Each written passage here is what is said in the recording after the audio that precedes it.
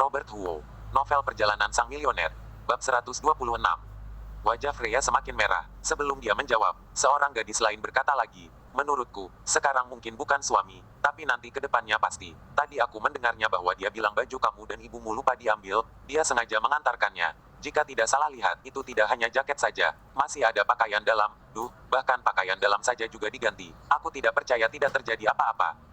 Benarkan kataku, guru yang secantik Ibu Freya dan postur tubuh sebagus itu mana mungkin lajang. Tidak hanya tampan, lelaki itu sepertinya sangat mahir memasak. Ibu Freya sungguh hebat. Beberapa gadis terus berdiskusi, wajah Freya langsung merah, detak jantungnya sangatlah cepat. Dia sangatlah ingin menjelaskan sesuatu, namun dia tidak tahu juga apa yang harus dijelaskan. Lagi pula, jika sekalipun menjelaskan, apakah para gadis itu akan percaya? Sebuah pepatah mengatakan bahwa penjelasan itu sama saja dengan penyamaran. Lihatlah, wajah Ibu Freya merah, hehe, malu ya. Wajah Freya merah merona, dia bergegas melirik Robert, seolah sedang mencari tahu apakah dia mendengar perkataan ini atau tidak. Robert tengah memotong sayur di pojokan, dia tengah sibuk dengan Stella. Entah kecewa atau beruntung, Freya menarik kembali lirikannya, dia berusaha untuk mempertahankan ketegasannya sebagai seorang guru. Baiklah, sudah jangan sembarangan bicara lagi, fokus belajar tari. Sambil berkata, dia membuka musik dan suara musik yang lembut terdengar. Di bawah pimpinan Freya, 5-6 orang murid kembali terlihat normal. Robert tanpa sadar melirik, mungkin karena tatapannya terlalu bersifat menyerang, Freya dengan mudahnya menyadarinya. Namun tariannya tetap tidaklah berantakan, malah lebih terasa berseni daripada dulu. Pinggangnya yang lentur bergerak seiring dengan musik, dan mengekspresikan total kelembutan seorang wanita. Robert bukannya tidak pernah melihat wanita menari, namun semuanya tidaklah bisa menyaingi ibu dari seorang anak ini. Orang ini sungguh indah sekali. Namun bagaimanapun juga hubungan mereka bukanlah terlalu akrab. Wanita dan pria memang ada perbedaan. Robert juga hanya melirik sejenak dan memutarkan kepalanya kembali. Kemampuan kontrolnya yang tinggi membuat suasana hatinya tenang. Freya memutarkan badannya dan melihat Robert tidak lagi melihat ke arah sini. Hatinya sedikit terasa kecewa. Terhadap gerik tariannya, dia punya kepercayaan diri yang penuh. Di hadapan Robert, dia selalu ingin menunjukkan bidang paling bagus dari dirinya. Namun sayangnya, lelaki di hadapannya ini seolah tidak tertarik. Sejenak kemudian, Robert mulai memasak, karena mempertimbangkan bahwa di sini nyaris adalah ruangan tertutup. Meskipun di atas sana ada banyak kipas eksos, namun dia tetaplah berusaha untuk memasak tanpa asap. Sebenarnya sangatlah mudah, yaitu kurangi menaruh minyak dan tidak mengoreng terus. Namun sekalipun begitu, wangi masakan juga tetap membuat beberapa murid itu menelan ludah. Hingga setelah kelas hari ini selesai, mereka mengenakan jaket kembali, barulah mereka melirik ke arah Freya terus. Freya tentu saja mengerti maksud mereka. Dia berkata sambil tersenyum, dasar kalian, sana cobalah. Terima kasih, Ibu Freya. Beberapa murid wanita itu tersenyum dan berlari ke samping Robert. Mereka mencoba masakannya. Wah, enak. Pujian yang sama sekali tidak disamar terus terdengar. Kemampuan memasak Robert membuat beberapa murid wanita ini mempunyai selera makan yang kuat. Stella berkata dengan tidak senang, ini Paman Li buat untukku. Stella tidak boleh begitu pelit. Freya juga sudah selesai beres-beres. Dia mendekat dan menegur. Stella menundukkan kepalanya dan mengatakan iya. Teguran dari ibunya membuatnya sangatlah merasa tidak bersalah. Paman Lo jarang bisa memasak di sini, namun malah dihabiskan oleh orang-orang ini apa yang harus dia makan. Untung saja beberapa wanita itu juga tahu batas. Mereka mencoba sekali dan melihat Stella tidak senang, dan tidak lagi mencoba lagi. Bersamaan dengan itu, ada seorang wanita yang sedikit lebih ekstrovert berjongkok dan mengelus kepala Stella. Dia menasehati sambil tersenyum, hanya makan satu suap saja, besok kakak bawakan ciki untukmu oke? Tidak mau, Paman Li jarang memasak ke sini untukku, aku hanya ingin makan masakannya saja. Kata Stella. Wanita itu tersenyum, kalau begitu apakah kamu ingin merubah Paman Li menjadi ayahmu? Tatapan Stella bersinar, bagaimana cara merubahnya? Di saat ini, Freya dengan wajah merahnya datang kemari. Dia berkata kepada gadis itu, mengapa kamu sembarangan bicara dengan anak kecil, cepatlah pulang, besok pagi baru datang lagi. Ya, tahu. Gadis itu tahu Freya pemalu, dia juga tidak banyak berkata lagi, hanya saja sebelum pergi, beberapa gadis itu saling bertatapan dan berteriak, si tampan, jagalah Ibu Freya kami dengan baik, semoga kamu bisa cepat menjadi suami guru kami. Masih saja bilang, Freya mengangkat tangan ke arah mereka. Beberapa gadis itu langsung tertawa dan kabur. Wajah Freya sangatlah merah, dia berbalik dan berkata kepada Robert, sifat mereka ekstrovert, jadi suka sembarangan bicara, jangan hiraukan itu. Tidak apa-apa, anak muda suka bercanda, itu normal. Robert tertawa, dia tidak menghiraukan hal itu, lihatlah kamu juga keringatan, kamu boleh pergi mandi dulu, aku masih harus memasak beberapa lauk lagi, setidaknya masih harus butuh waktu 1 jam baru bisa kelar. Sebenarnya boleh tidak begitu ribet. Ini tidak ribet, sudah dibeli juga, sayang jika tidak dibuat. Kata Robert, melihatnya begitu ngotot, Freya tidak lagi membujuk lagi. Dia juga tidak pergi mandi dulu, dia lalu berdiri di sana dan mengobrol dengan Robert. Ketika tahu Robert dan Natalie telah beli rumah baru, dan setelah selesai dekorasi akan segera pindah ke sana, Freya merasa sedikit kaget. Bersamaan dengan itu, dia juga merasa iri. Orang lain semakin baik, dirinya malah semakin buruk. Meskipun kelas tarinya berhasil dijalankan, namun tempatnya tidaklah terlalu bagus, dan dirinya juga tidak begitu terkenal. Murid yang berhasil dia dapatkan sangatlah sedikit. Sampai sekarang juga baru 6 murid saja, seorang juga baru beberapa ratus rem saja, bahkan semuanya ditambahkan juga tidak cukup untuk membayar biaya sewa. Melihat Freya yang penuh rasa bingung, Robert berkata, mengajar murid di sini pasti sangatlah susahkan. Aku lihat sepertinya tidak banyak peluang bisnis juga. Iya, Freya tidak menutupinya. Dia menganggukkan kepalanya dan berkata, tempat ini terlalu terpencil, pas baru mulai tidaklah terkenal, sangatlah sulit untuk merekrut orang. Benar katamu, lokasi tempat ini memang tidaklah bagus. Robert berkata sambil tersenyum, tapi kamu melupakan dua buah kelebihan yang paling besar. Kamu tidak memanfaatkan mereka. Jika bisa dimanfaatkan dengan bijak pasti bisa merekrut lebih banyak murid dengan cepat. Kelebihan apa? Tanya Freya dengan penasaran. Pertama, meskipun tempat lokasi ini sedikit terpencil, namun di sekitar ini tidak lebih dari 500 meter ada sebuah tempat santai. Dan dilihat dari lokasi komplek di sekitar sana, orang di sekitar sana harusnya lumayan ramai ketika malam, lingkungannya elegan dan tempatnya juga luas. Akan ada banyak orang yang pergi latihan di sana atau mungkin jalan-jalan saja. Maksudmu mall dekat area barat sana? Di sana ketika malam hari memang banyak orang, tapi apa hubungannya dengan merekrut murid? Tanya Freya tidak mengerti. Tentu saja berhubungan. Kalau di sana ramai, kamu seharusnya membawa muridmu menjalankan kelas di sana malam hari. Dengan begitu orang lain bisa dengan langsung melihat kualitas pengajaranmu. Bersamaan dengan itu, karena efek rombongan, juga lebih mudah untuk diperhatikan. Setidaknya dibandingkan dengan kamu di sini dan mengajar murid secara diam-diam, ini akan lebih mudah untuk membuat kamu terkenal. Jelas Robert. Freya termasuk pintar, tidak lama kemudian dia langsung mengerti. Matanya bersinar. Benar juga, mengajar di tempat ramai. Ditambah lagi memang adalah tipe tarian yang mudah menarik perhatian banyak orang, tentu saja akan lebih terkenal. Ini sama saja dengan membuat sebuah iklan gratis untuk tempat kerjanya. Dirinya sudah berada di sini begitu lama, mengapa tidak terpikiran? Melihat Robert, Freya penuh rasa salut, dia lalu bertanya, lalu apa kelebihan satunya lagi? Kelebihan kedua tentu saja adalah kamu. Kata Robert, aku. Robert tersenyum, tadi aku melihat sekilas gerak-gerik tarianmu sangatlah bagus, sangat bisa menarik perhatian orang. Jika mengajar di luar hanya demi menarik perhatian, maka kamu sendiri adalah poin pentingnya itu. Jika tidak ada kamu, maka dampak mengajar di luar akan jauh lebih kecil. Freya tercengang, dan wajahnya perlahan memerah lagi. Hanya saja kali ini selain malu, dia juga sedikit senang. Maksud perkataan Robert ini adalah tadi dirinya berhasil menarik perhatiannya kah? 127. Jika Robert tahu apa yang dipikirkan oleh Freya saat ini, entah apa yang akan ada di benaknya, mungkin dia akan merasa pemikiran wanita sungguh random sekali. Sebenarnya juga tidak sebaik yang kamu katakan. Freya merendah dengan sedikit malu-malu. Tidak perlu merendah, kamu seharusnya memanfaatkan kelebihanmu dengan baik. Ayo, bersemangatlah, aku percaya tidak perlu waktu lama kehidupanmu pasti akan berubah. Kata Robert menyemangati. Menatapi tatapan tulusnya, hati Freya berdetak cepat. Sejenak kemudian, barulah dia menganggukkan kepalanya, aku akan berusaha. Semangat, kata Robert sambil tertawa, dia lalu kembali memutarkan kepalanya untuk memasak. Tampangnya sibuk memasak begitu mudah untuk menenangkan orang, itu membuat Freya tidak tahan untuk berpikir andai saja detik ini bisa selamanya terhenti saja. Namun ini hanya adalah sebuah impian yang tidak akan pernah terwujudkan saja, dia juga tidak pernah memimpikannya terlalu banyak. 1 jam kemudian, Robert sudah membuat beberapa masakan yang disukai oleh Stella, dan membersihkan kompor. Setelah bersih-bersih dan mengeringkan air di tangannya, dia baru berkata, masakannya sudah jadi, kalian cepat makan, aku pulang dulu. Freya baru bersiap untuk pergi mengambil sumpit, dia tercengang. Kamu tidak mau ikutan makan? Tidak perlu, Gabi si gadis cilik itu setiap malam harus makan masakan kentang aku, jika tidak selalu marah. Jika aku masih tidak pulang, si gadis cilik itu mungkin akan ribut. Ekspresi sayang di wajah Robert terlihat jelas, dia benar-benar menyayangi Gabi si gadis cilik itu dengan tulus. Sekalipun mati, Robert juga tidak akan bisa melupakan setengah sosis waktu itu. Paman Lee, apakah kamu mau pergi?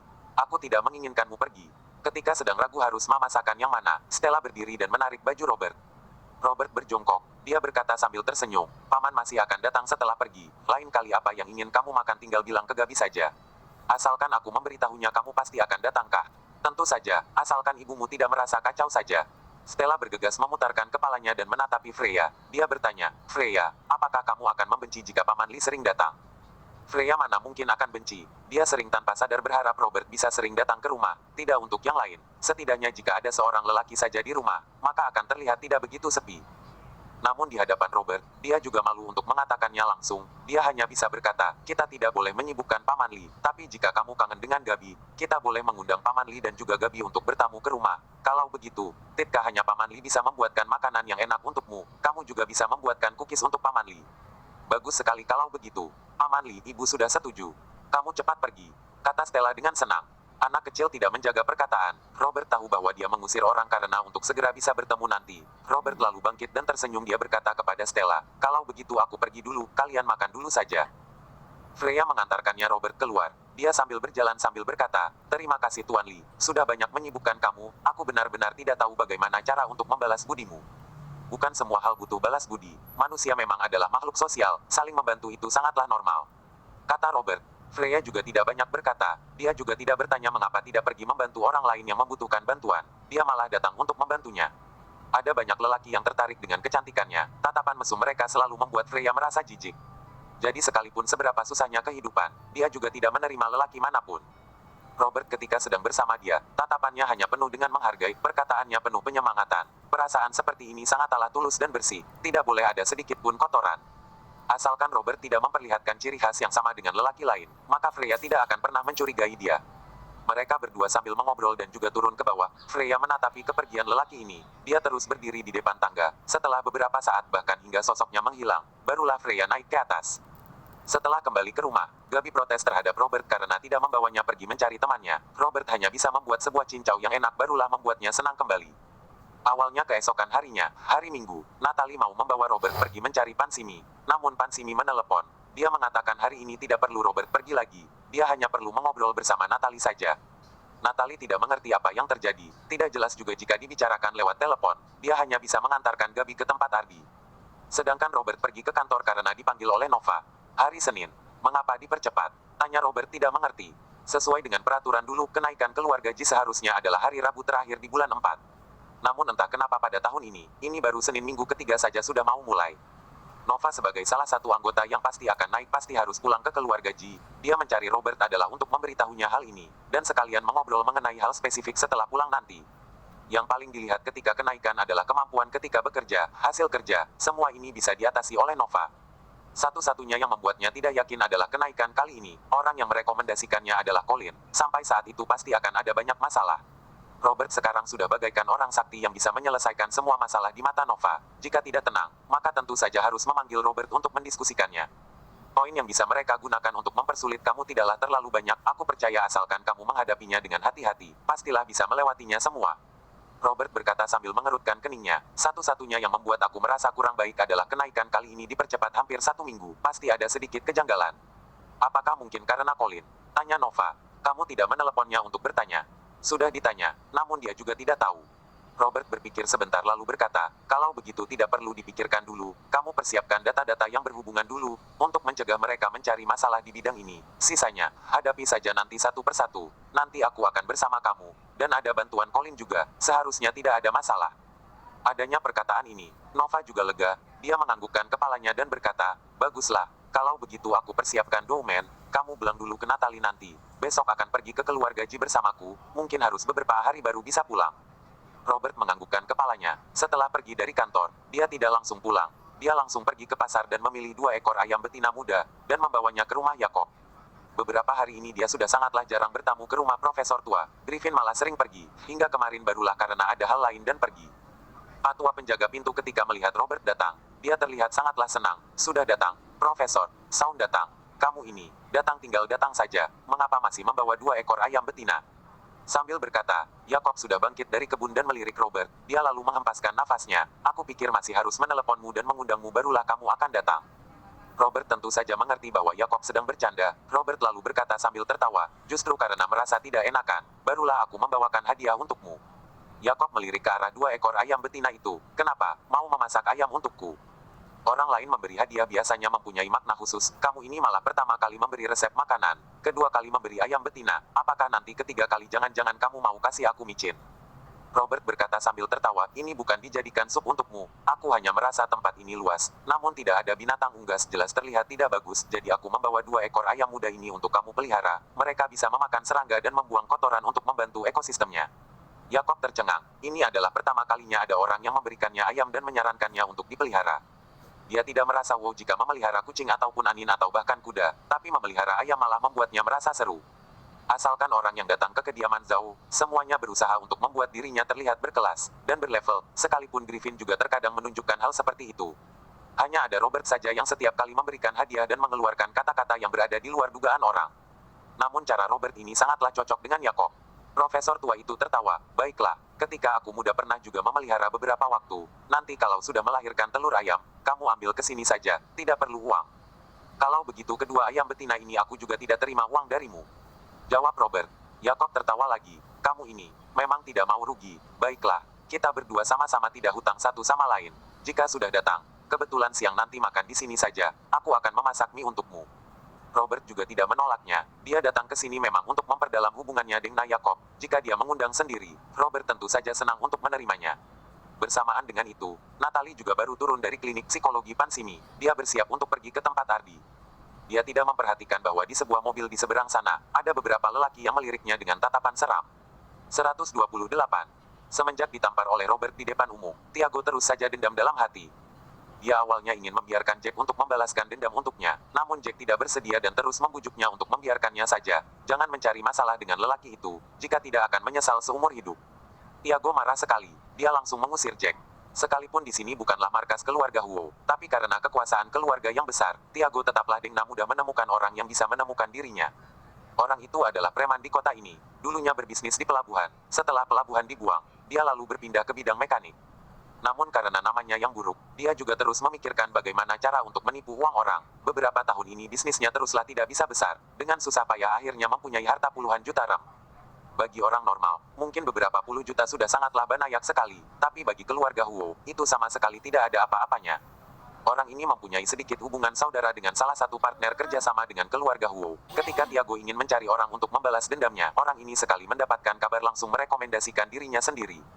Jika mau mencari orang-orang yang hebat, dia tidak mampu, tapi jika mau mencari beberapa preman yang tidak takut masalah, itu sangatlah mudah baginya. Lalu Tiago memberikan orang itu uang. Dia mencari beberapa orang yang sudah pernah dipenjara dan sekarang setiap hari tidak ada kerjaan dan menunggu mati saja. Tiago ingin memberikan sebuah pelajaran yang tidak bisa terlupakan kepada Tiago. Mungkin karena latar belakang keluarga Huo, sehingga membuatnya kehilangan rasa sungkan terhadap hukum. Satu-satunya cara pembalasan dendam yang terpikiran olehnya adalah menculik Natalie. Bukankah katamu aku melecehkan istrimu, barulah kamu menghajarku. Baiklah aku sekarang culik dulu istrimu dan sampai saat itu barulah beritahu kamu apa akibatnya menyinggung tuan muda keluarga Huo. Sedangkan bagaimana cara mengurus masalah belakangan itu, Tiago sama sekali tidak terpikiran. Lebih tepatnya adalah dia tidak merasa ada masalah apapun. Orang yang pernah diberi pelajaran olehnya jarang ada yang berani pergi menuntutnya. Palingan juga hanya mengambil uang dan takut dengan keluarga Huo, dan memilih untuk diam saja. Inilah akibat dari tidak mau menerimanya saja. Orangnya sudah lama dicari olehnya, dikarenakan tidak langsung beraksi karena masih ada Griffin di sana. Tiago Tiadeka ingin dirinya sekali melakukan sesuatu, dia langsung dipanggil oleh Griffin. Dia tidak takut orang biasa mencari masalahnya, namun dia sangatlah takut petinggi keluarganya mengetahui hal buruk yang dilakukannya. Kemarin sekali Griffin pergi, Tiago langsung beraksi hari ini. Mereka sudah membuntuti Natalie berhari-hari. Mereka tahu wanita ini akan pergi menjemput anak nanti dan tidak bersama dengan Robert. Tiago masih ada sedikit moralnya. Dia tidak memilih untuk turun tangan terhadap anak kecil. Mobilnya mengikuti Natalie dari belakang, hingga ke sebuah jalanan yang lumayan sepi. Tiba-tiba melaju cepat dan menahan di depan Natalie. Natalie tidak sempat mengelak dan sepeda listriknya menabrak pintu mobil. Belum menunggu Natalie tahu apa yang terjadi, pintu mobil terbuka dan beberapa lelaki yang besar dan kekar turun dan menutup mulutnya lalu langsung mengendongnya masuk ke dalam mobil. Pintu mobil tertutup. Mobil itu melaju dengan kecepatan yang sangat cepat. Hanya tersisa sepeda listrik yang terjatuh di lantai. Karena berada di tempat terpencil, jarang ada orang yang melewati tempat ini, sehingga menyebabkan kejadian Natalie diculik ini nyaris tidak ada saksi mata. Beberapa orang yang menculik itu juga sangatlah bangga dengan lokasi strategis yang mereka pilih. Namun tidak disangka bahwa di belakang mobil mereka ada sebuah mobil kecil yang sangatlah biasa, tengah membuntuti mereka secara perlahan. Di dalam mobil, Jack dengan muka tenang melihat ini semua, dia mengeluarkan sebuah senyuman seram. Dia mengeluarkan HP dan menelepon sebuah nomor. Tidak lama kemudian, telepon terhubung. Sambil menatapi mobil di hadapannya, Jack berkata, istrimu diculik. Jika berharap dia aman saja, beritahu aku bagaimana kamu mengetahui nama Fordong. Di sisi lain telepon tentu saja adalah Robert. Yakob baru saja menghidangkan masakan di atas meja. Sebelum Robert menyicipinya, dia langsung mendapatkan telepon aneh ini. Dia tahu bahwa ini suara Jack, terlebih ketika dia mengungkit mengenai nama Fordong. Ini sangatlah jelas. Sedangkan isi perkataannya membuat tatapan Robert menjadi seram. Aku berharap kamu sedang bercanda. Bukan bercanda, aku juga berharap kamu bisa menjawab pertanyaanku dengan serius. Jika tidak mungkin saja istrimu akan celaka. Kata Jack. Robert berdiri dari tempat duduknya secara perlahan, lalu berkata kepada Yakob yang baru saja mengeluarkan arak. Maaf, ada sedikit urusan, aku pergi dulu, lain kali barulah aku datang meminta maaf denganmu. Melihat tatapan marah Robert, Yakob langsung mengetahui bahwa Robert dihadapkan dengan masalah. Dia tidak menanyakan urusan apa, Yakob langsung bertanya, apakah butuh bantuan? Sesuai dengan daya pengaruhnya di kota, asalkan Robert bukan melanggar hukum hingga membunuh orang, segala masalah lainnya bisa dia urus. Namun Robert tidak ingin memanfaatkan daya pengaruh Yakob untuk menyelesaikan masalah pribadinya. Natalie adalah istrinya, sekarang bermasalah. Dia sebagai suami tentu saja harus keluar, bukanlah berpikir untuk mengandalkan kemampuan orang lain. Itu bukanlah sifat Robert. Yakob mengiyakan. Dia tidak memaksa dan hanya berkata, kalau begitu suruh Seamus antar kamu saja pakai mobil. Kali ini Robert tidak menolak. Dia tidak punya mobil, sekalipun ingin pergi naik taksi. Dia juga membutuhkan banyak waktu, tentu saja tidak sepraktis mobil pribadi. Seamus juga langsung kemari dan mengeluarkan kunci untuk membawa mobil. Terima kasih. Robert setelah pamit singkat, dia lalu keluar. Dia mematikan dulu telepon dari Jack dan menelepon Natalie terlebih dahulu. HP-nya berbunyi berkali-kali. Terus saja tidak ada orang yang menjawabnya. Setelah menelepon kedua kalinya, nada deringnya menjadi nonaktif. Tatapan Robert semakin marah. Ini berarti bahwa Jack tidaklah bohong. Natalie benar-benar bertemu masalah. Di sisi lain, Jack juga sedang tercengang. Mengapa baru mengobrol saja langsung dimatikan teleponnya? Sebelum dia bereaksi, telepon Robert masuk lagi. Saat ini Robert sudah keluar dari ruang tamu dan berada di dalam mobil Seamus. Setelah teleponnya terhubung, dia langsung berkata, beritahu aku dia di mana. Kamu punya waktu 5 detik untuk mempertimbangkannya. Setelah 5 detik kemudian kamu tidak mengatakannya, kamu akan sangatlah menyesal melakukan hal ini. Aku harus tahu masalah berhubungan dengan Fordong dulu. Kata Jack keras kepala. Kamu masih punya 3 detik. 3 detik kemudian jika tidak ada jawaban yang aku inginkan, aku jamin di dunia ini tidak akan ada tempat bertahan hidup bagimu. Kata Robert, suara yang begitu seram, sangatlah menyeramkan. Meskipun tidak bisa melihat ekspresi Robert, tapi Jack juga keringatan dingin. Keringat dingin ini karena berhadapan dengan maut dan juga mengingatkannya untuk jangan sewenang-wenang. Akibat dari membuatnya marah sangatlah berbahaya. Yang terpenting adalah nama Fordong ini memang adalah hal yang paling disiagai oleh Jack. Baik bagaimanapun juga caranya Robert mengetahuinya, yang pasti dia tahu. Jika dia tahu maka mempunyai ancaman yang sangat besar. Sekali membocorkan nama itu, maka sisa kehidupannya mungkin akan dilewati dengan diburon. Jika menyerahkan diri, maka juga pasti akan dihukum mati. Bagaimanapun juga yang dibunuh bukanlah satu orang, melainkan seluruh keluarga. 3. Suara Robert yang marah terdengar, seterusnya adalah nada sibuk. Jack tercengang beberapa detik, tangannya yang memegang setir mobil dieratkan bahkan bahan plastik di atas setir berbunyi. Orang ini mengapa bisa seganas ini? Jelas seharusnya aku yang punya kelebihan. Mengapa sampai terakhir dirinya begitu tertekan, begitu lemah? Semakin banyak keringat dingin yang mengalir keluar, ketika menghadapi maut Jack punya firasat yang kuat, jika tidak dia juga tidak mungkin membunuh orang dan bersembunyi begitu lama, dan bahkan bisa menjadi pengawal bagi orang yang boleh dibilang tokoh publik seperti Tiago. Dia tidak lagi ragu-ragu, dia berbalik menelepon Robert. Panggilan pertama ditolak, panggilan kedua juga ditolak, keringat dingin terus berkucuran dari kening Jack. Dia sekarang sedikit panik, dia bahkan sedikit menyesal mengapa mau mengancam Robert, mungkin jika langsung memberitahu dia hal detailnya malah akan lebih punya efek yang bagus. Hingga setelah dia menelepon kelima kalinya, barulah teleponnya terhubung. Robert langsung berkata dengan marah, jangan basa-basi denganku. Jack juga tidak basa-basi lagi. Dia apalagi mengancamnya, karena dia punya firasat bahwa jika dia mengulang tindakannya sebelumnya, maka mungkin saja dia tidak bisa menghubungi orang ini lagi. Jadi dia berkata dengan jujur, istrimu diculik oleh orang yang disuruh oleh Tiago, tidak ada hubungannya denganku, namun sekarang aku mengikuti mobil penculik dari belakang. 129.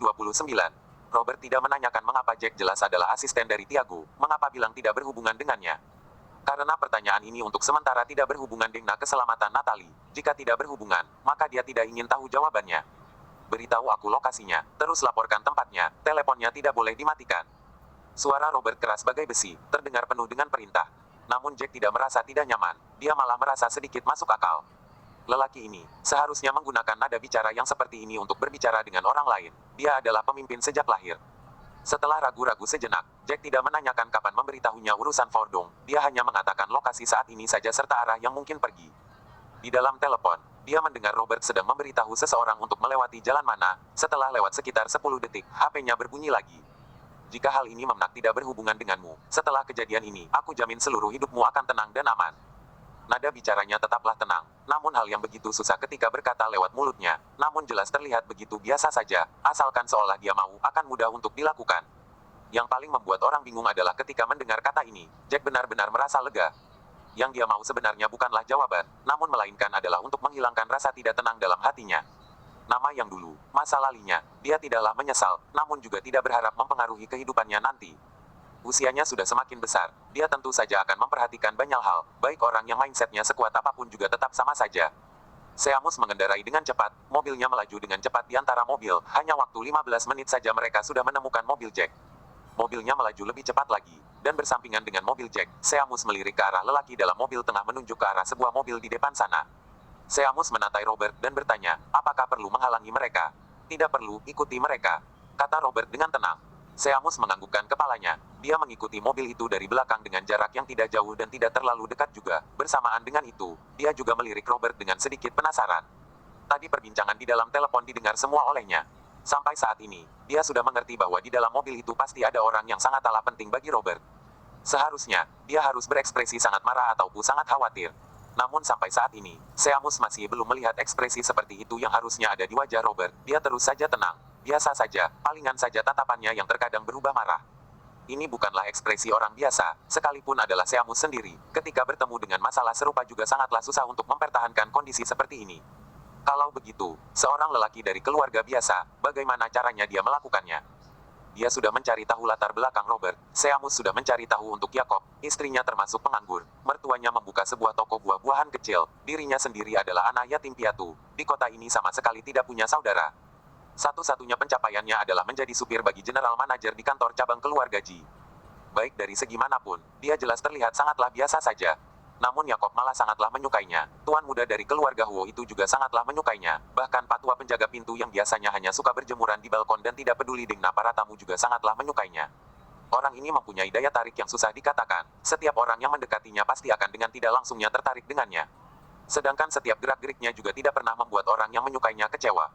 Sekalipun Seamus tidak pernah ada komunikasi dengan Robert, namun beberapa kali pertemuan ini tetaplah membuatnya merasa orang ini terasa nyaman. Namun ketenangannya ini sungguh keterlaluan. Apakah kamu yakin tidak menghalangi mereka? Mungkin mereka akan melakukan sesuatu di dalam mobil, kata Seamus. Sebelum mereka membayar atas apa yang telah mereka lakukan, aku harus menemukan orang yang menyuruh mereka itu. Jawab Robert, ini juga adalah sebuah jawaban simple. Seamus mengiyakan, dia tidak bertanya lagi. Karena dia tahu bahwa sekalipun dirinya bilang bahwa kamu seharusnya tidak boleh begitu tenang, Robert juga hanya akan berbalik bertanya, apakah tidak tenang akan membantu untuk hal seperti ini. Seamus tidak ingin mendengar perbincangan seperti ini. Jack yang berada di sisi lain, terus saja melirik ke arah ini. Dia melihat Seamus yang sedang menyetir dan juga melihat Robert yang duduk di kursi sebelah kursi setir. Kaca jendela mobil sangatlah bersih dan tidak ada stiker, sehingga bisa dilihat dengan jelas bagian dalamnya. Wajah Seamus yang tenang membuat Jack merasa takut. Sama seperti Seamus, dia tidak bisa mengerti, sudah sampai saat ini, mengapa orang ini bisa begitu tenang. Satu-satunya penjelasannya adalah keadaan di luar dugaan seperti ini baginya hanyalah sebuah masalah kecil saja, semua masalahnya berada dalam pengendalian dia. Atau dengan kata lain, dia punya kepercayaan diri untuk mengontrol kondisi seperti ini. Ini membuat Jack merasa sedikit beruntung, dia tidak memilih untuk membantu Tiago, seharusnya itu adalah sebuah pilihan yang sangat benar.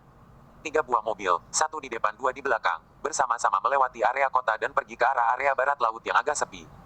Di sekitar sini ada banyak bangunan yang sedang dibangun dan juga ada banyak pabrik tua, perumahan tua yang belum dibongkar, namun nyaris sudah tidak ada orang lagi di sini. Mobil yang menculik Natalie itu dengan cepat meninggalkan jalan raya dan berjalan di sebuah jalanan kecil yang tidak diaspal dan bahkan tidak bisa disebut adalah jalanan semen. Terakhir mobil masuk ke dalam sebuah pabrik yang paling tidak dipakai hingga 7-8 tahun. Seamus dan Jack sangat pintar dan tidak mengikutinya untuk tidak ketahuan. Mereka menghentikan mobil di depan pabrik dan berjalan masuk ke dalam bersama Robert. Ketika turun mobil, Seamus dan Jack saling bertatapan dan merasakan aura tajam dari lawan tatapnya. Mereka berdua sama-sama adalah orang yang hebat, dan sama-sama pernah membunuh. Seolah insting dasar dari binatang buas, mereka tahu bahwa lawan tatap mereka sama-sama bukanlah orang yang mudah untuk disinggung. Sembari hatinya merasa siaga, mereka juga kaget dengan kemampuan Robert. Seamus mengira bahwa Jack adalah bawahan Robert, begitu juga dengan Jack merasa seperti begitu. Di dalam kesalahpahaman seperti begini, mereka berdua semakin siaga terhadap Robert. Sedangkan Robert sendiri sama sekali tidak peduli dengan mereka berdua. Setelah masuk ke dalam pabrik, dia langsung melangkah cepat ke arah tempat mobil berhenti. Saat ini, Natalie tengah ditarik oleh beberapa lelaki kekar ke dalam pabrik. Di dalam pabrik sangatlah kosong, barang yang berharga sudah dijual semua. Selain plastik yang tidak berharga, atau sampah-sampah yang entah ditinggalkan oleh siapa, yang tersisa hanya ada sebuah kursi saja. Tiago terbaring di sana, di sampingnya ada sebuah ember yang berisi es, di dalam sana juga ada sebotol wine. Di tangannya memegang gelas wine, ketika melihat Natalie dibawa masuk ke dalam, Tiago menyicip wine, dan tersenyum. Win yang nikmat membuatnya semangat. Kedatangan Natalie membuat tatapannya bersinar. Wanita ini sungguh menggoda sekali, ini membuatnya membayangkannya berhari-hari. Siapa bilang hanya wanita muda saja yang menggoda? Wanita yang sudah dewasa yang sudah pernah beranak dan pernah melewati senang dan susahnya kehidupan seperti ini lebih cocok dengan selera Tiago. Tuan muda Huo, orangnya sudah dibawa ke sini. Seorang lelaki kekar berkata kepadanya dengan ekspresi membaik-baikannya. Lumayan. Tiago menganggukkan kepalanya. Dia memujinya. Dia lalu bertanya, tidak ada yang melihatnya kan? Tenang saja jika kami yang mengurusnya. Yang kami pilih adalah sebuah tempat yang terpencil dan sekitarnya tidak ada orang. Bahkan kamera saja juga tidak ada. Kami jamin pasti aman. Kata lelaki kekar itu. Tiago tidak lagi mempedulikannya. Saat ini Natalie sudah dibawa ke hadapannya. Dia melihat wanita ini dengan teliti. Ekspresi di dalam hati Tiago semakin senang. Dia awalnya ingin menculik Natalie untuk memberi pelajaran kepada Robert. Namun ketika melihat wanita ini lagi, pemikiran jorok di benaknya bangkit lagi. Sungguh orang yang indah, mengapa hanya boleh dimiliki oleh pecundang seperti itu? Wanita cantik seperti ini seharusnya dinikmati olehnya. Sedangkan Natalie ketika melihat Tiago, dia juga langsung mengenal orang ini. Dia tahu lelaki ini sedikit berlatar belakang, sepertinya adalah keturunan dari sebuah keluarga besar, dan dia ingat bahwa suaminya pernah menamparnya beberapa kali karena orang ini berkata mesum kepadanya. Di dalam hatinya sedikit takut, namun Natalie tahu bahwa takut tidak bisa menyelesaikan masalah. Masalah ini pasti karena orang ini ingin membalas dendam kepada suaminya. Dia berusaha terlihat tenang, dan berkata, hal yang kamu lakukan ini melanggar hukum. Jika kamu melepaskan aku sekarang, akan aku anggap tidak ada yang terjadi. Natalie pernah melihat di dalam penjelasan kasus perlindungan diri, ketika menghadapi orang jahat, yang paling amannya adalah berusaha untuk mengikuti maksudnya, jangan bilang akan melapor polisi atau mau menuntutnya. Hal itu hanya akan membuat orang itu marah dan melukai dirinya saja. Tiago tertawa dan berkata, reaksimu berada di luar dugaanku, aku mengira kamu akan meminta ampun atau memaki, tidak disangka bahwa kamu terlihat lumayan tenang. 130. Sambil memegang winenyam, Tiago berdiri. Dia melangkah pelan ke hadapan Natalie. Tatapannya membuat Natalie mundur. Namun belakangnya adalah beberapa lelaki kekar itu. Dia tidak bisa mundur lagi. Tiago mengulurkan tangannya dan memegang dagunya. Aku tidak tahu apakah jika melakukan hal tertentu apakah kamu akan tetap begitu tenang ataupun akan lebih garang daripada yang aku bayangkan. Natalie bukanlah orang bodoh. Dia sudah adalah ibu dari seorang anak. Dia tentu saja mengerti maksud Tiago. Ini membuat detak jantungnya menjadi cepat sekali. Rasa takut kembali muncul di benaknya. Kamu jangan melakukan hal sembarangan. Suamiku tidak bisa menemukanku, dia pasti akan melapor polisi. Jika kamu lepaskan aku sekarang, aku bisa membujuknya untuk tidak melakukan itu. Natalie tanpa sadar menarik erat bajunya dan berusaha untuk membujuknya. Namun tamapang takut dan berusaha tenang ini malah semakin memancing nafsu Tiago. Jangan takut. Dia memberikan win ke orang di sampingnya. Wajahnya terlihat senang, sambil berjalan ke arah Natalie. Dia sambil berkata, wanita cantik sepertimu tidak akan aku perlakukan terlalu kasar. Kamu jangan mendekat. Jika kamu sembarangan, aku. Karena panik, di benak Natalie hanya ada Robert saja, suamiku tidak akan melepaskanmu. Mendengar perkataan ini, Tiago berhenti sejenak dan mencibir. Dia tidak melepaskan aku yang tidak akan melepaskan dia. Dia berani tidak sopan terhadapku, dia harus membayarnya. Aku tidak hanya menginginkanmu, aku juga mau dia sengsara seumur hidup. Membuatnya seperti seekor anjing dan memohon di hadapanku terus. Dia sangatlah hebat, dia juga mengenal banyak orang. Hahaha. Tiago tertawa lepas, sebanyak apapun orang yang dia kenal, apakah ada sebanyak yang aku kenal? Aku adalah tuan muda keluarga Huo, dan berada di tingkatan level 2, apakah kamu tahu apa lambangnya itu? Artinya adalah sekalipun orang paling hebat di kota ini juga hanyalah sampah di hadapanku. Jika bukan beberapa hari yang lalu ada Griffin, kamu kira aku karena takut dengan suamimu makanya tidak membuat perhitungan dengan kalian? Natalie semakin putus asa, dia benar-benar tidak mengerti makna dari tingkatan level 2 keluarga Huo. Namun dari tampang sombongnya Tiago, jelas adalah orang yang hebat. Jadi barulah dia berani melakukan hal melanggar hukum seperti ini, dan sama sekali tidak takut dengan hukum.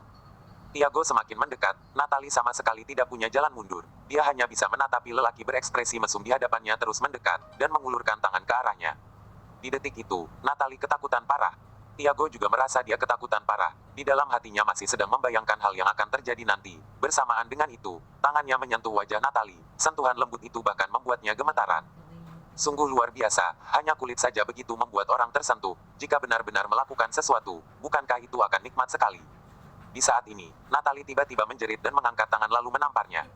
Tiago kaget dan suara tamparan membuat seluruh pabrik menjadi sunyi. Beberapa detik kemudian, seorang lelaki kekar menjambak rambutnya dan memaki, dasar wanita hina, apakah kamu cari mati? Lepaskan dia, kata Tiago. Lelaki kekar itu lalu melepaskan Natalie yang matanya ingin menangis. Tiago terus menatapinya. Tangannya memegang wajahnya yang tertampar. Ini adalah tamparan kelima dari kalian suami istri berdua. Tenang saja. 1 kali tamparan 1 kali. Setelah aku lelah, mereka akan menggantikan aku. Hari ini jika aku tidak membuatmu tahu apa namanya sengsara, aku tidak bermarga Huo lagi. Kamu, beraninya kamu. Sound tidak akan melepaskanmu. Aku malah berharap dia datang sekarang. Sebisa mungkin sekarang langsung muncul. Jika begitu aku akan membiarkannya melihat dengan mata kepadanya sendiri. Betapa menyedihkannya hidupnya. Setelah selesai memberi pelajaran kepadamu, aku akan pergi membuatnya cacat. Kata Tiago dengan nada dendam. Dari kecil sampai dewasa, ini pertama kalinya dia dipukul oleh orang yang bermarga lain daripada Huo. Sudahlah jika Robert saja, setidaknya itu karena dirinya punya pemikiran mesum kepada istrinya. Namun wanita ini juga berani memukulnya, sungguh berani sekali. Kalian semua pemanasan dulu, dan tunggu di samping, nanti giliran kalian. Kata Tiago. Beberapa lelaki kekar itu terlihat menantikan, ketika melirik ke arah Natalie lagi sudah mempunyai tatapan aneh. Ketika menangkap Natalie, mereka tidak berani sembarangan, karena Tiago pernah memerintah bahwa ingin melihat wanita ini tidak kurang apapun ketika dibawa ke sini. Namun sekarang, beberapa orang kelas bawahan ini mana mungkin bisa menahan nafsunya terhadap wanita cantik seperti ini yang bahkan tidak mungkin mereka dapatkan biasanya. Mereka sengaja membuat setengah lingkaran, dan membuat Natalie baik ingin berlari ke arah manapun juga tidak bisa, dan hanya bisa melihat Tiago semakin mendekat saja. Sambil jalan, Tiago sambil melepas jaketnya, tenang saja, tadi aku sudah bilang tidak akan terlalu kasar, sekarang aku sudah berubah pikiran, aku akan memberitahumu apa yang harus dibayarkan dari tamparan ini, aku akan membuatmu menyesal tindakan dirimu sendiri, dan akan merekamnya, dan memperlihatkan ke orang di seluruh dunia, betapa menggodanya istri orang itu. Apakah kamu tahu apa yang dimaksud dengan lebih baik mati daripada hidup? Itulah masa depan kalian. Natalie penuh rasa putus asa, sepanjang perjalanan, dia terus melihat jalanan di sekeliling menjadi semakin terpencil. Dan mereka tiba di pabrik yang tidak mungkin ada orang lain datang. Hari ini, dia ditakdirkan untuk sengsara, tidak ada orang yang bisa menolongnya. Sekalipun di dalam hatinya, dia sangatlah berharap bahwa suaminya akan muncul dan menolongnya, namun Natalie tahu bahwa itu tidaklah mungkin terjadi. HP-nya sudah direbut oleh lelai kekar tadi. Robert pernah menelepon, namun dia sama sekali tidak tahu di manakah dirinya berada. Mungkin sekarang dia sedang bertanya kepada ayah dan ibu atau mungkin sedang mencarinya dengan panik. Sound. Natalie memanggil nama ini. Dia seolah membuat sebuah keputusan saja. Dia berkata kepada Tiago, jika kamu berani melakukan hal tidak senonoh kepadaku, aku akan bunuh diri menggigit lidah. Tiago terhenti sejenak dan tertawa terbahak-bahak bunuh diri gigit lidah. Kamu mau menjadi wanita suci zaman dulu. Baiklah, kamu gigit saja. Setelah kamu pingsan kesakitan, kamu tidak akan melawan lagi. Kamu gigit saja. Beberapa lelaki kekar di samping juga ikut berkata, cepat gigit. Kesombongan orang-orang ini membuat Natalie semakin putus asa. Dia menggigit lidahnya dan bersiap untuk bunuh diri benaran. Selain mati, dia tidak tahu apa lagi yang bisa membuat orang-orang ini takut. Di saat Natalie akan menggigit lidahnya, sebuah suaranya terdengar di telinga semua orang. Tiago, kamu mungkin tidak tahu bagaimana cara menulis kata mati lebih besar dari. Suara familiar ini membuat Natalie menghentikan gerakannya. Dia berbalik dan melihat Robert bersama Seamus serta Jack tengah melangkah cepat ke arah sana. Ketika melihat suaminya, air mata Natalie langsung berkucuran. Ada rasa senang, ada rasa sedih juga, namun yang terbanyak adalah rasa takut yang telah ditahannya sangat lama, dan semua dia lampiaskan. Melihat air mata Natalie, tatapan Robert semakin marah. Dia bahkan tidak tega membuat Natalie menangis, dan bersumpah tidak akan membuat mereka ibu dan anak bingung akan hal apapun. Namun sekarang, Tiago merusak sumpahnya. Orang ini patut mati. Melihat Robert datang, Tiago sedikit kaget. Dia melihat ke arah beberapa lelaki kekar itu. Kalian memberitahunya tempat ini. Tidak, selain sebuah telepon yang dimatikan oleh kami, tidak ada orang yang menghubungi wanita ini lagi. Kata lelaki kekar. Tidak apa-apa juga. Taigo mengelengkan kepalanya. Dia mengisyaratkan lelaki kekar untuk mengambil kayu dan kursi di samping atau rantai dan sejenisnya. Terakhir, Tiago melirik ke arah Robert dan lain dua orang lainnya. Ketika melihat Jack, dia sudah menebak seharusnya berhubungan dengan orang ini. Dia ingin menculik Natalie juga diketahui oleh Jack, jadi Jack yang membocorkannya. Tapi sekalipun membocorkannya, Robert juga tidak seharusnya berada di sini. Bukankah beberapa lelaki kekar itu mengatakan bahwa waktu itu tidak ada orang di sekitar sana? Tapi ini semua tidaklah penting. Tiago tidak lagi ingin mengatakan sesuatu yang kejam kepada Jack. Semua titik fokusnya saat ini berada pada Robert. Meskipun tidak tahu bagaimana kamu bisa datang, tapi jika sudah datang, maka sangat baik. Aku benar-benar berharap kamu bisa melihat dengan mata kepalamu sendiri, bagaimana istrimu dilecehkan, bagaimana apakah kamu juga sangatlah menantikannya. Menatapi lelaki yang sombong di hadapannya, di dalam hati Robert sangatlah marah. Dia berkata, aku tidak menantikan hal yang dikatakan olehmu, tapi aku sangatlah menantikan waktu ketika kamu dipukul hingga gigimu copot dan meminta ampun, dan tampangmu akan betapa menyesalnya untuk melakukan hal ini. Bersambung.